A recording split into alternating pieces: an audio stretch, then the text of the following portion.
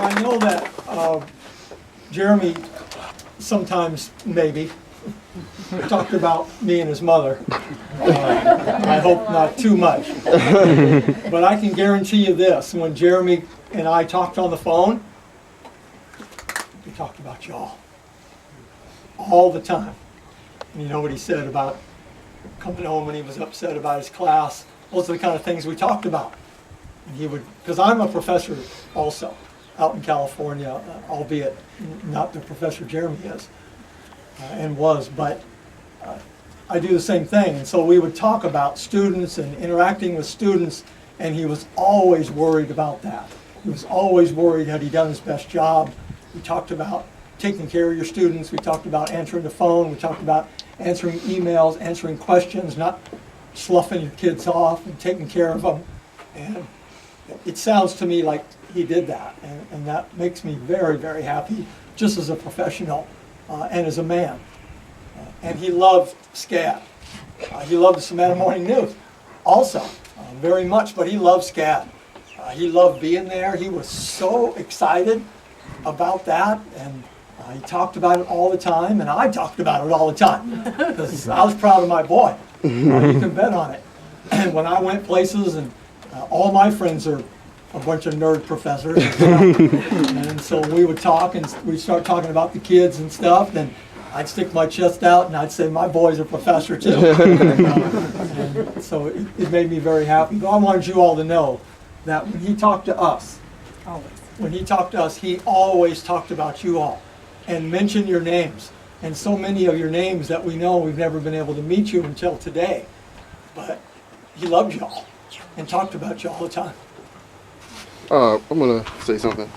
I'm normally try to be kind of eloquent, but today I can't really be, so I do my best. My name's Rashad. Me and Jeremy, he wanted to hang out with me like right before he left, and we went to go see The Hangover, and he was happy because he saw a trailer because some naked guy jumps out of the backseat of the truck.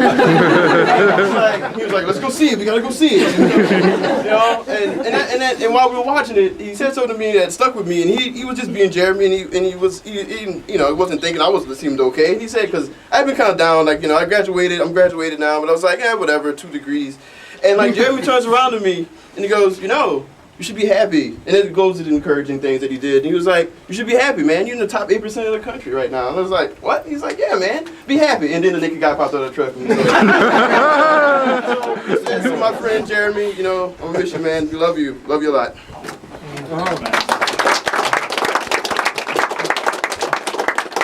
I'd like to say something. My name's PR Anderson. I was a student with Jeremy's also, and considered him a dear friend. And I think something that you were speaking about the dedication to his students that really stuck with me is the first class I ever had with him. My computer crashed, and I lost a really important document. And once the recovery was made, I couldn't bring it back up on the SCAD computers, and it wasn't working on my computer. But Jeremy invited me over to his house, and we loaded the software that I needed on there, and we recovered the document, and I got the grade, and it worked out okay in the end. And this was before I would say that we were friends, and it was more of a teacher-student relationship at that point. But he went so far out of his way. I mean, giving students cell phone numbers on his syllabi when he was handing them out, and just that love and dedication to the teaching job. And then beyond that, I want to speak for a friend who can't be here today, Ryan Miller. He's in Florida right now, but he saw Jeremy as a father figure, literally, and they were so very close, and Ryan really loved Jeremy a lot. And he and I have talked quite a bit over the past week about Jeremy's passing, and so Ryan is sending his love and missing a father. Thank you. Thank you.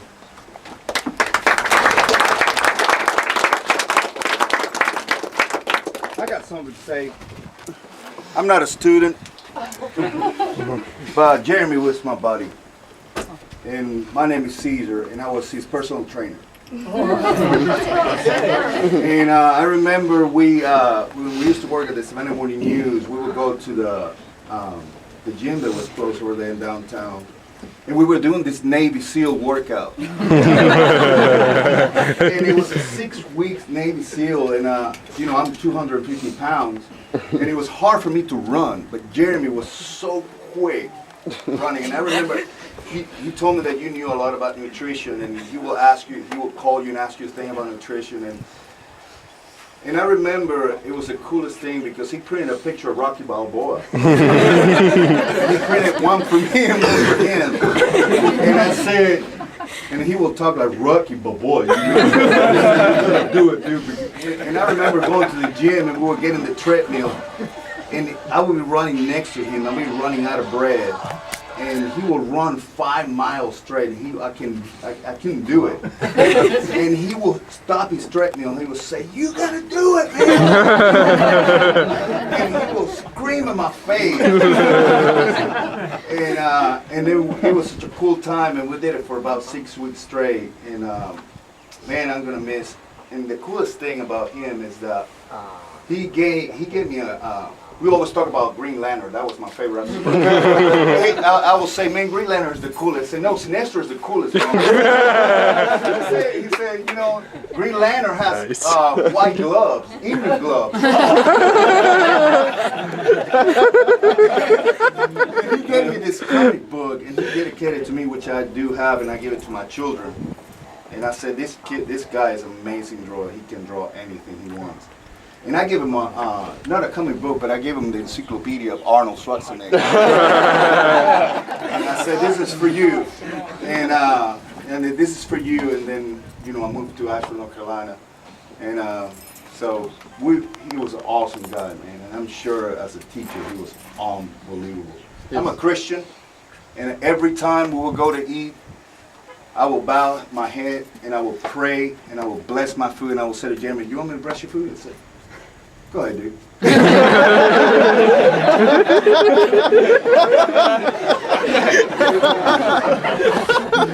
you know, bless the food, and I always tell him about the Lord, you know, and he'll say, you know, the Lord's cool, but I like my comic books. And I never give up on him, like he never gave up on me, you know, on the treadmill.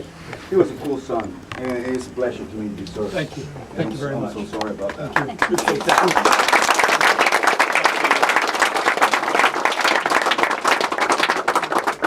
I have just a real short one about him. Yeah.